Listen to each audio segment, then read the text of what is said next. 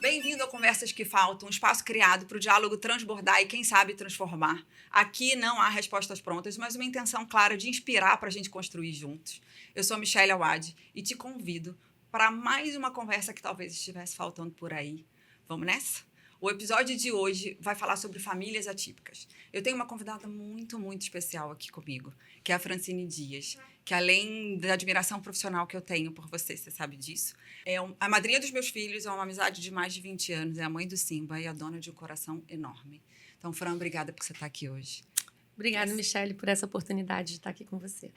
E para a gente começar hoje, como é que você se apresentaria para as pessoas que estão assistindo a gente? Bem, eu sou Francine Dias, terapeuta ocupacional, também conhecida, muito mais conhecida como a Fran. Tenho 20 anos de carreira dentro da terapia ocupacional e hoje há 7 anos, com o Espaço Integrando, uma clínica aqui em Niterói, como diretora e idealizadora desse espaço de cuidado de famílias atípicas, né, com crianças, jovens e adultos. Bem, para a gente começar, assim, a primeira pergunta que eu tenho para te fazer é talvez para desmistificar alguns padrões que a gente ainda tenha hoje, ou alguns vieses que a gente tem ainda. Hoje, na sua prática clínica, quando você olha para a totalidade dos seus pacientes e das famílias que você atende, ainda existe hoje, né? Os pais são ativos profissionalmente, ou tanto a mãe quanto o pai, ou ainda existe hoje um cuidador que precisa ter uma dedicação integral para o desenvolvimento e a integração dessa criança na sociedade? Como é que você percebe hoje? Então, para começar, o que é o atípico, né? Hoje, o atípico é aquele ser humano, né? A gente, né, desde criança até adulto, em que tem uma neurodivergência, ou seja, tem um processamento cerebral alterado, né? Talvez ele não tenha uma alteração estrutural desse cérebro, mas ele tem um processamento alterado. Então, a gente está falando de crianças, de famílias com crianças com autismo, TDAH, transtorno de processamento sensorial e algumas dentro de questões, né, neurológicas, sim, ou síndromes. Hoje, lá na clínica, é uma clínica particular. Então, a gente está falando de um recorte social, econômico-social, de classe média alta, classe alta, vamos dizer assim, né? E com isso, a gente vê que essas mães, elas estão presentes, mas elas não precisam sair do trabalho, né? Não, elas não precisam perder essa força de trabalho na família. Até porque, quando você tem, vamos pegar o autismo, né? Como você tem uma criança autista, você tem um gasto muito grande. Então, financeiramente falando. Eu estou falando de terapias, eu estou falando de médicos, estou falando de remédio, estou falando de talvez fralda, né? Eu tenho pacientes de 8 anos que ainda usam fralda. E com isso, eu preciso de um aporte financeiro importante. Então, hoje o que a gente vê é a mulher que precise sair do mercado de trabalho para cuidar do seu filho, dentro desse recorte social, econômico que está dentro da Integrando, é uma mulher muito mais sem rede de apoio do que uma mulher que escolhe de fato, sair desse emprego, desse trabalho, dessa renda mensal, para estar com esse filho. Mas é só a renda mensal que hoje faz essa mulher escolher, por exemplo, continuar ativa no mercado de trabalho? Eu acredito que não, pensando, né, em nós, como mulheres, né? Em que a gente tem a carreira profissional como uma parte de nós. E no sentido que eu me valorizo como mulher também sendo uma mulher trabalhadora. Uma profissional. Né? Uma profissional. Não desvalorizando em nenhum momento aquela que escolhe também sair, porque aí é uma escolha. Né? E quando a gente está falando nível socioeconômico, tudo bem que a gente não vai falar que todas elas façam terapia, mas talvez elas possam pagar essa terapia para dar conta desse conteúdo, dessa demanda emocional, né? Que vem quando eu me deparo com uma situação grave, né, que é ter uma criança neurodivergente no braço. Porque se uma mulher que tem um filho já não sabe muito o que fazer, imagine esse filho idealizado sendo um outro filho. Sim, então, essa construção diária é muito desgastante. Sim. Isso a gente não pode tirar. Negar, né? Negar de jeito nenhum. Agora, o local do trabalho talvez seja o local de estruturação, de saúde. Sim. Saudável para essa pessoa. Ou não. Dependendo desde que do seja trabalho. Uma escolha. E desde que seja uma escolha. Também. Exatamente. Né? Eu acho que é importante pensar não só como uma mãe de um atípico, mas como uma mulher que tem escolha. Perfeito. E que veio uma situação difícil de dar conta. Eu gosto muito do lugar de escolha, assim, que você traz, eu acho que na tua fala. E quando você fala que, então, a grande maioria hoje, né, dos seus pacientes, ou dos pais dos seus pacientes, da mãe desse paciente, posso chamar de paciente? Pode, é paciente. São ativas, eu fico pensando, eu que estou na vida corporativa, né, em organizações hoje, como é que você percebe que práticas ou que iniciativas que hoje você vê ou vivencia e através dessas famílias que podem ajudar a esses pais ou a essa mãe a estarem mais presentes nesse desenvolvimento também desse filho atípico e que precisa de presença muitas vezes. O que você percebe? Quais são essas iniciativas que você vê hoje?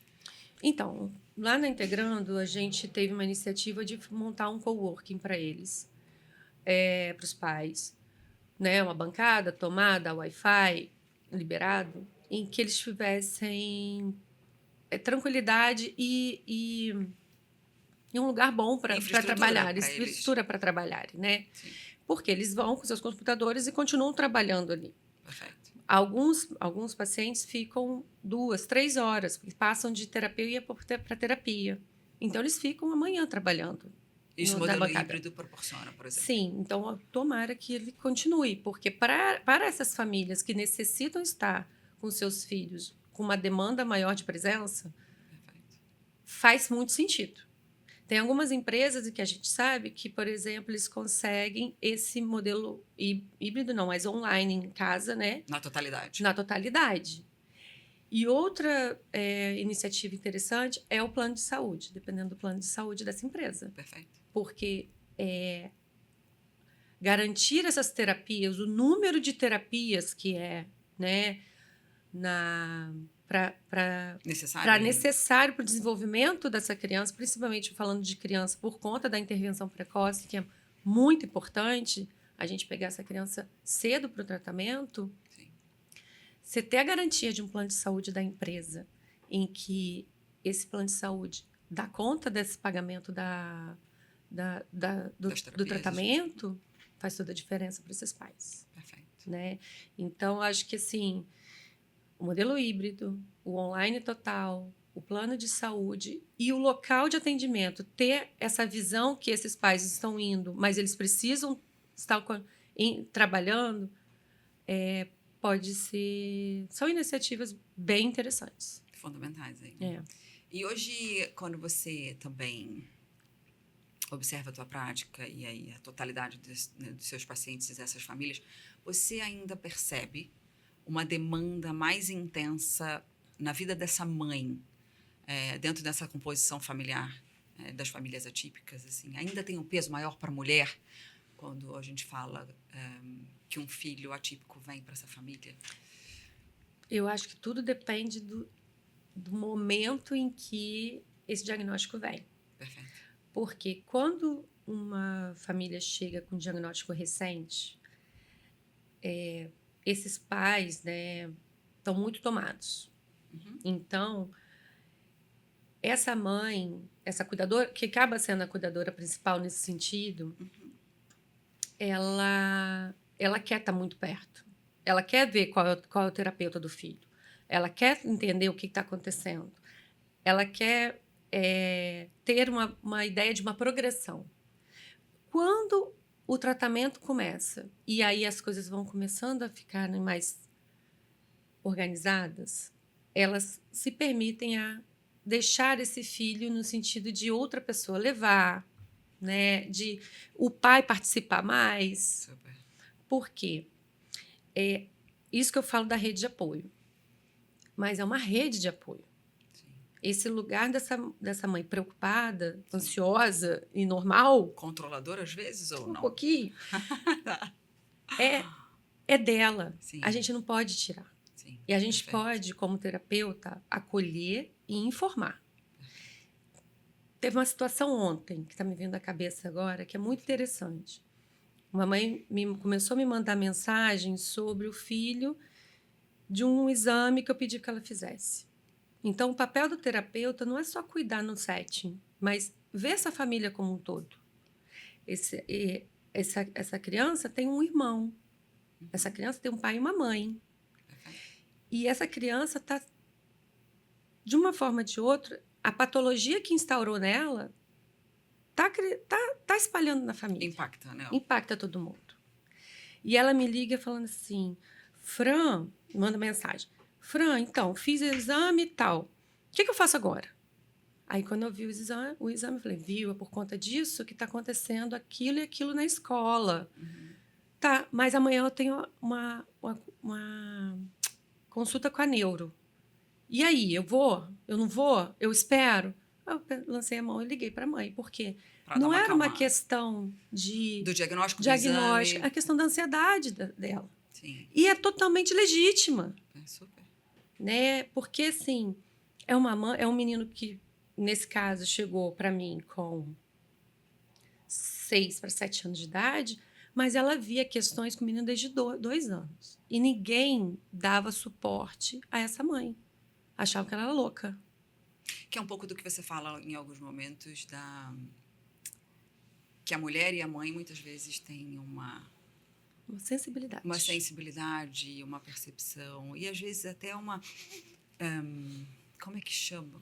Feeling. Um instinto, Assim, que quando a gente não deveria negar, né, nessa hora. Agora, fica um pouco da tua fala para mim, Fran, assim, que eu acho que a gente, como mãe, como mulher, a gente carrega muito a questão do controle, a questão né, do peso, de ter que liderar e de ter que estar nessa frente. A maternidade traz isso, eu não sei se é só social, tá? Mas a maternidade traz muito isso pra gente. Você traz um pouco da rede de apoio, assim. Como é que, e é interessante quando você fala de apoiar essa mãe, porque como é que a gente tira essa mãe desse lugar que pode ser muito solitário, muito pesado, sabe? Assim, de falar para ela que uma rede de apoio é importante e que ela não precisa conduzir tudo sozinha, sabe? Então, acho que esse acolhimento que você deu na hora que você liga e que você fala, a questão ali é a mãe, não é a criança, não é o diagnóstico. Eu acho que é muito importante para o cuidado com essa mãe, para o cuidado com essa mulher, né? Porque quando a gente está falando de pessoas com neurodivergência, a gente está falando de criança até adulto. Super. Então, eu tenho uma trilha, tenho um caminho de vida a percorrer. Imagina essa mulher, desde o bebê, ela ficar como cuidador principal só exclusiva até o adulto. Perfeito. Vai enlouquecer. Perfeito. Não estou falando de ela vai enlouquecer. Não. Não, qualquer um. Ela tem que fazer por ela alguma coisa. O autocuidado aí, né? Uma criança com transtorno de autismo, com neurodivergência, quando eu estou falando de uma criança pequena, eu preciso de um adulto muito bom, muito feliz, muito tranquilo para eu corregular essa criança. Corregular. Se eu tenho um adulto em que ele está em frangalhos, eu não consigo. Eu preciso de um adulto saudável. Criança precisa de adulto saudável do lado dela. Para que ela possa trabalhar e estar tranquila no trabalho dela. Tem hoje também famílias em que quem ganha mais? Como que é o seu trabalho? Como que é o meu? O que a gente não pode perder? Entre pai e mãe. Entre pai e mãe. Perfeito. Então, quem leva é o pai. Quando essa mulher é financeiramente mais relevante mais ali relevante. no papel e familiar. Às vezes não é... Por isso que eu falo do plano de saúde, gente. Às vezes não é uma questão do ganho do trabalho, do salário, mas o benefício. Tudo que isso acontece. Super. Né? Isso é muito interessante. E assim, o que eu acho muito lindo de verdade da tua trajetória, que eu admiro muito, é que hoje você tem uma clínica privada, você atende, né, famílias, né, economicamente que possam financiar isso, os tratamentos.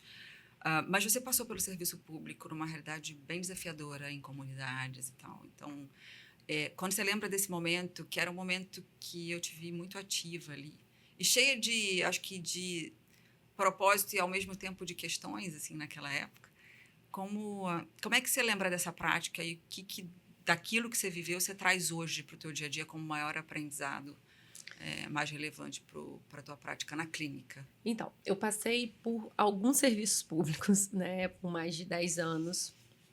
Fui de hospital geral, mas algo que eu fiquei muito tempo, que foi que me estimulou até abrir a clínica, né, a procurar sobre autismo, o que a terapia ocupacional estava fazendo para esse público, foi o Programa de Reabilitação Baseada na Comunidade, o RBC, que era da Secretaria da Pessoa com Deficiência do Rio de Janeiro, em que o trabalho consistia, a gente tinha uma equipe multidisciplinar e a gente ia à casa da pessoa com deficiência. E dentro de comunidades do Rio de Janeiro. Então, além de você ter um local hostil de trabalho, porque me ensinou muito a tirar o meu julgamento, a parar de olhar aquilo, que estranhamento, não, é o que tem, é o que dá. E esse lugar também me ajudou muito a apurar o meu raciocínio clínico. Se eu tenho uma situação X aqui, como é que eu posso, dentro da terapia ocupacional, fornecer um suporte rápido, que de fato vai fazer sentido, porque como eu trabalhava dentro de comunidade, eu não sabia se na semana seguinte eu ia ver essa pessoa. Eu não sabia se eu ia conseguir entrar novamente na comunidade ou na casa dela. E aí, quando, por uma situação política, se mudou essa atuação para as escolas. A gente começou a mapear os deficientes, né, na escola. Sendo que, nesse momento, eu não tinha ainda a lei da pessoa com deficiência, o autismo não estava dentro. Né? E aí a gente via várias crianças dentro do espectro na escola. E você falava assim, mas como? Então, e aí a gente fazia o papel saúde, escola, família. Foi aí que eu comecei a estudar muito sobre família. Interessante. E assim, a fala que eu tive em relação à mãe que hoje eu atendo no privado, que ela pode escolher sair ou não, que ela tem uma escolha em relação a como se manter nesse mercado de trabalho. Perfeito. A mulher pobre não tem. Perfeito. A questão social é totalmente distinta. Então, a gente não pode sair desse lugar de privilégio para julgar essa galera que não tem esse privilégio. Perfeito. Então, o que acontece? Hoje a gente tem, né, o autismo está dentro do BPC, que é um benefício do governo, que é da prestação continuada. Então, muitas das vezes, essa mãe, essa mulher, ela tem que escolher. Ou ela recebe benefício, ou ela trabalha de carteira assinada. Porque senão ela perde o benefício. Senão ela perde o benefício, porque é uma ordem do governo. E aí é isso. Então, porque como que eu vou deixar o meu filho em que creche? A prefeitura tem creche para essa galera toda? Que possa integrar. Que possa integrar? Quem que vai cuidar dessa criança? Será que a mesma lógica, né, da Dinda que cuida do menino, da mulher que trabalha lá da minha clínica? Será que tem isso dentro da comunidade? Porque é isso, a população pobre. Sim, sabe o que me vem à mente também quando você falou lá atrás, assim, que muitas vezes o trabalho tem esse lugar funcional para a mulher, né, e que a rede de apoio faz com que ela também se cuide, porque essa mãe precisa estar bem para cuidar desse filho. Eu fico pensando no desafio que é para essa mãe, né, que tem um filho atípico numa situação socioeconômica diferente. Como é que é ela, sabe? Então, assim, hoje existe algum cuidado com essa mãe quando você falava desse seu serviço lá atrás, assim? Era só focado na criança? Não, ou tinha um suporte? Tinha um suporte, né, muito dos terapeutas, né, da visão da psicologia, da TO também, mas muito da psicologia. Tanto que tinha grupo de suporte à família, legal. Né, acolhimento. Então, assim, foi um trabalho em que eu fiz vários vínculos para a vida com os profissionais E foi um trabalho muito transformador. Só que aí você esbarra na questão mesmo do serviço público, Sim. em que você quer dar mais. Essa continuidade que você não sabe se volta para aquela casa ou para É. aquela família, né? E assim, por que também eu mudei a minha carreira? Uhum. Eu saí do serviço público total. Sim. Porque você quer dar mais, mas você não dá conta. Você também não dá conta. Você como pessoa, não dá, terapeuta ocupacional, você não dá conta, como pessoa você dá conta, e como trabalhadora, que Sim. você não tem a volta Questão financeira. Também, então. Né? Então, você se especializa, você quer o melhor para aquele público. Sim. E tão necessário, né? E eu ainda volto para o serviço público. Que eu lindo. tenho esse lugar aí ainda. Bem, o que fica muito para mim dessa sua fala, assim, é de fato também, assim, esse aprendizado que você viveu lá, o quanto fez você se dedicar a entendimento da família, né? Que eu acho que você traz muito hoje, quando você trata seus pacientes hoje, né? Entendimento da família e o impacto nessa família. E agora, mudando um pouquinho, eu acho que, não só falando de crianças, mas indo para um outro lugar, que é um lugar que eu também admiro muito.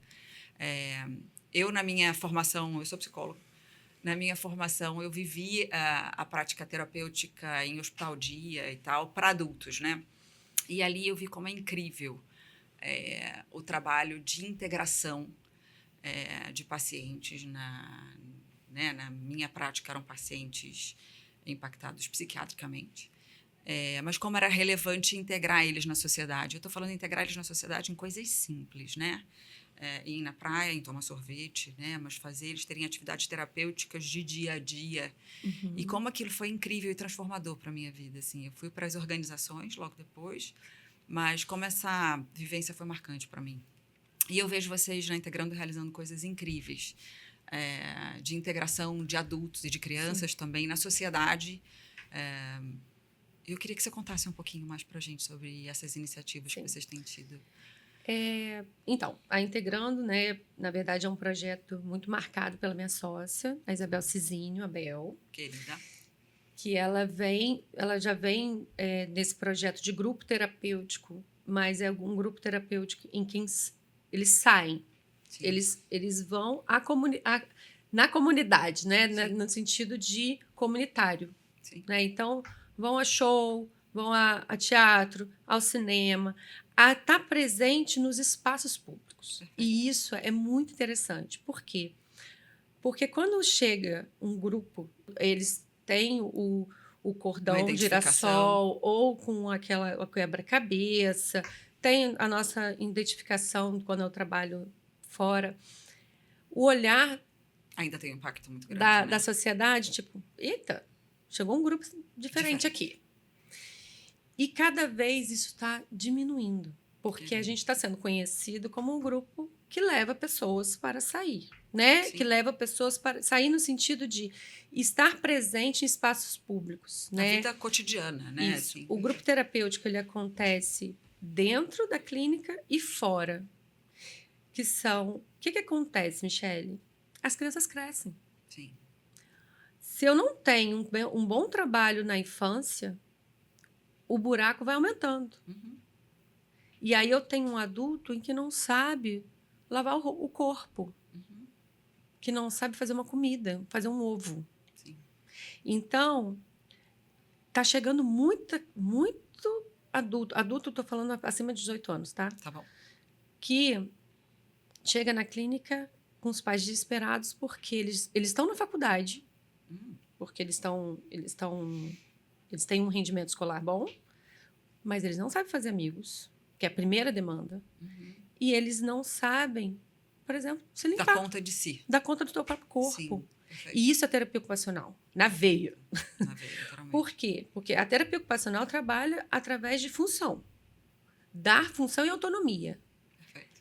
Essa criança não foi vista lá atrás como uma criança que pode ser funcional. Então, hoje, na clínica, a gente tem isso muito forte. Tá, seu filho está aqui por uma questão de integração sensorial, porque ele gosta de lamber as coisas, enfim. Mas ele come sozinho? Sim. Ele tem idade para isso? Sim. Ele já está desfraldado? Como que a gente pode adaptar o banho para ele? Como que eu posso fazer, como terapeuta ocupacional, diminuir a demanda da mãe ou do cuidador principal em relação à atividade de vida diária básica, né? Se alimentar, escovar o dente, tomar banho. Mamãe, comer, enfim. Independência, né? Porque eu acho que também esse é o lugar do conflito da mãe, assim, quando você tem um filho atípico, você fala, cara, se eu faltar um dia, exatamente. Quem dá conta? E aí é outro assim, podcast. E é outro podcast. Mas é como é que você, né, na tua prática, traz isso para E aí as a crianças. gente tem esse grupo terapêutico, tem mais de 10 anos aí, né? A gente esteve no Rock in Rio, com uma sala sensorial, que foi lindo. Sim. Foi um lugar, assim, em que me emocionou muito como terapeuta ocupacional, a potência que a gente tem. A gente criou uma sala com recursos sensoriais, em que adolescentes e adultos, por conta da demanda Rock in Rio, né? Sim, lógico. A gente está falando de um evento para adolescentes e adultos. E que você tinha ali naquela sala estímulos inibitórios do cérebro, né? Vamos pensar, luz baixa, abafadores, lugar com, enfim, recursos que a gente poderia trabalhar, diminuição de alerta. E foi fantástico, porque eu atendi várias pessoas em que depois eu via elas comendo o mesmo hambúrguer que eu estava comendo. Sim. Que eu estava assistindo o mesmo show que eu estava assistindo. Perfeito. Isso que a gente quer. Sim. Né? São pessoas que vão precisar de suporte para a vida inteira, provavelmente. Como a gente também precisa de algum suporte, mas o suporte para eles é muito maior. Muito mais intenso, muito mais necessário, né? E aí a gente precisa que esse suporte seja para a vida inteira. Perfeito. Então, o grupo terapêutico, ele tem um local da participação social. Porque quando a gente está mais velho, é isso que vai importar. É isso que é importante. Porque essa criança vem de uma escola e, às vezes, esse grupo escolar, ele finda. E eu fico me perguntando como a gente move mais essas iniciativas, né? Você falou de um Rock in Rio, de novo, é um evento privilegiado, né? Mas, assim, para pensar em socialização, em integração, como é que a gente pensa nesse futuro em termos de sociedade, de comunidades, para proporcionar esses lugares a gente tem de forma que essas pessoas possam ser incluídas? Isso. A gente tem uma discussão muito forte dentro da terapia ocupacional, que é a participação, o tema participação social, né? Sim. Ou seja, por exemplo, uma criança que chega hoje, eu não posso olhar só para o lado de hoje. Eu tenho que pensar nela no programa terapêutico lá para frente, porque muda o programa terapêutico. Uhum. Às vezes ela pode até sair da terapia ocupacional, ela não precisa ficar o tempo inteiro em terapia, mas o andar, o caminhar dela na vida vai precisar desse suporte que eu já falei. Uhum. E se eu tenho uma criança, adolescente, em que ele tem a funcionalidade de uma criança, de um adolescente, isso eu estou falando, por exemplo, uma criança neurodivergente, autismo nível 1 de suporte, eu estou falando de um TDAH, né? Eu não estou falando de um autista nível 3 de suporte. Tá bom. Porque hoje é legal que até essa coisa da nomenclatura, ela muda. A gente não tem baixo ou grave ou leve mais. A numeração. O quanto de suporte eu preciso.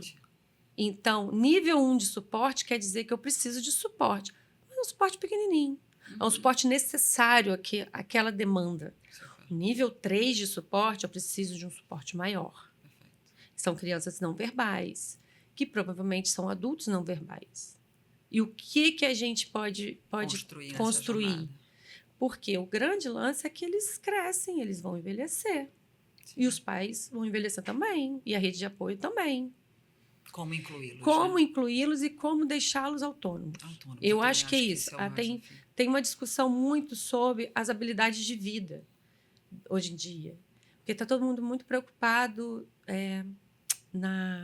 no rendimento. Sim. Mas qual é a capacidade que essa criança hoje, que vai virar um adolescente, que vai virar um adulto, que vai virar um idoso, tem para cuidar da sua própria vida no básico? Perfeito. Essa é a minha missão dentro da Integrando. Desde aquele que começa, pequenininho, até o que vai adulto, que hoje é dia 8 de março, né? Temos desfile das campeãs. Então, nós iremos na Embaixadores da Alegria com 50 pessoas neurodivergentes. É isso. Super. Os espaços, eles têm que ser ocupados. E como é que... Vocês enfrentam desafios para fazer isso? Assim? Pra caramba. Tá. Quais são os principais, assim, que hoje você falaria... Principais ajudas necessárias para a gente mudar um pouco desse cenário? Principais são os pais verem essas pessoas como pessoas Legal. que podem ir. Sim. De oportunidade. Oportunizar, né? E para eu ter um grupo terapêutico, eu tenho terapeutas. Não é simplesmente sair.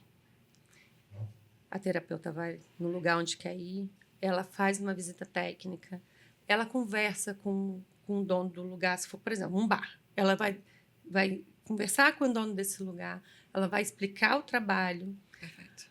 Então, assim... Prepara tudo com antecedência para receber. E isso, principalmente num primeiro momento, né? Isso vai virando... Vai virando uma roda e flui bem, né? Para um segundo, um terceiro e tal. Por exemplo, o Rock in Rio, a gente já... é a segunda vez ou não? Não, o Rock in Rio... agora não vou lembrar... Essa vez que teve a sala, que foi ano passado, já era a quinta vez que a gente ia ao Rock in Rio levando eles. Legal. Quarta, Só que quinta com vez. a sala especificamente. Só com a sala foi maravilhoso. Antes, a gente tinha que regular a criança embaixo das marquises que tem no Rock in Rio. Perfeito. Criança não, né? Vamos dizer, Adolescente. adolescentes e adultos. Super.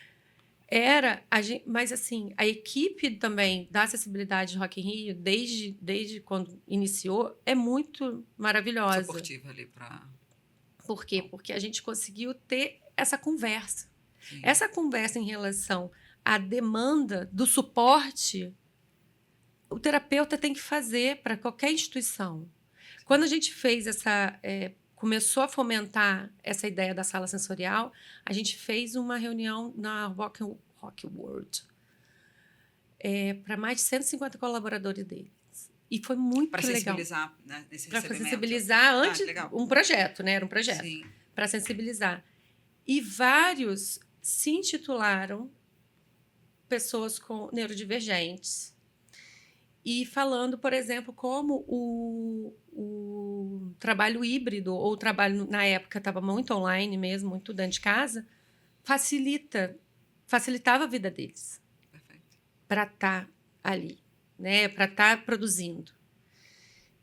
Por exemplo, teve um que falou assim, porque a luz do escritório me incomodava muito, então eu não conseguia produzir como eu produzo em casa, porque aqui eu consigo manejar a minha luz. E assim, quando você fala... E essas iniciativas, para mim, elas são iniciativas que, lógico, né, estão muito mais concentradas na inclusão dessas pessoas, né? E eu falo... E da família, que é muito legal quando você traz esse lado da família, né? Da família oportunizar, permitir. E também, né, integrar eles na sociedade, na vida cotidiana, que eu acho que é fundamental. Mas tem um outro lugar que fica na tua fala ecoando para mim, que é ainda a necessidade da gente evoluir como sociedade para acolher e para receber, né? Então, quando você me fala que você precisa sensibilizar ainda, né? Quando eu falo que nas organizações, até para contratar, eu ainda preciso de um trabalho muito forte de sensibilização, eu, assim, na minha visão romântica de vida, eu falo, cara, a gente precisa avançar mais rápido, né? Como sociedade, ainda mais aumentando esse número que a gente tem visto aumentar, para incluir essas pessoas, né? E assim, e aqui fica o meu convite, eu acho que para a gente como indivíduo, como é que a gente avança nessa nossa parte educacional para a gente mesmo, de olhar e de sermos mais inclusivos como seres humanos, né? Porque eu acho que você está fazendo a sua parte, eu estou fazendo a minha parte nas organizações, mas eu acho que cada um de nós precisa fazer a nossa parte para que essa inclusão acelere socialmente cada vez mais. Assim. Eu acho que, para mim, fica muito importante depois de te ouvir. Sim, sim. Por exemplo, lá na clínica, a gente tem neurodivergentes como terapeutas ocupacionais. Uau, que legal. E como a gestora, eu sei que eu tenho que ter uma forma de trabalhar com eles diferente. Ou específica, pelo menos. Mais específica, diferente. Ou eu tenho que ter mais cuidado da forma de solicitar, ou solicitar mais vezes alguma coisa, dar um lembrete a mais. E esse lugar de consciência, sabe? Assim, Mas eles são profissionais maravilhosos. mas você está inserida nesse cenário? Eu fico pensando na grande população, ou que não tem, né, uma família, né, um membro atípico, mas o quanto que a gente precisa estar aberto, assim. Sim. Esse olhar de inclusão precisa estar... nos nossos filhos, eu falo com o meu marido sobre isso. Assim, Sim, porque a gente pensa muito quando a gente fala, né, desse envelhecer do neurodivergente. Tem várias, assim, na minha cabeça, tem várias vertentes, várias vias. Porque o envelhecer de um autista nível 1 de suporte é totalmente diferente de um autista nível 3 de suporte, que é diferente de um transtorno de processamento sensorial, que é diferente de uma pessoa TDAH. com TDAH. Mas todos eles vão envelhecer. E o que essa pessoa, dentro da sua consciência, também pode fazer para estar Inserida.